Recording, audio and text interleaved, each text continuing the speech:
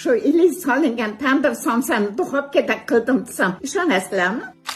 Yarim litr suvga 1 osh qoshiq tuz, 1 dona tuxum chaqib, 1 kilo un solib, o'rtacha qattiqlikda xamir qorib olamiz. Xamir tingandan keyin 6 bo'lakka bo'lib, yana tindirib qo'yamiz. Juvalachalarimiz tezroq yoyilishi uchun men 3 to'shchadan qilib yoydim. Yaxshilab un sepib, ustma ust qo'yib yoyaverasizlar. Taryog'ni eritib olib, har bir qavatiga surib chiqamiz.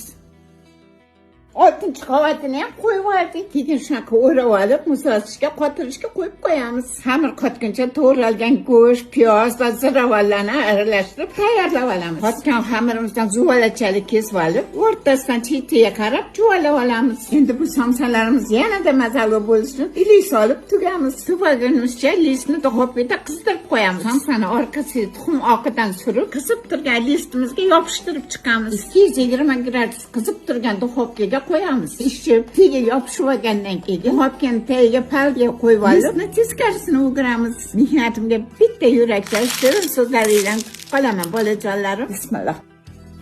Pay, qisir qiladi. Hiplari ham, ta'mlari ham xuddi tandir somsadek. Juda mazali.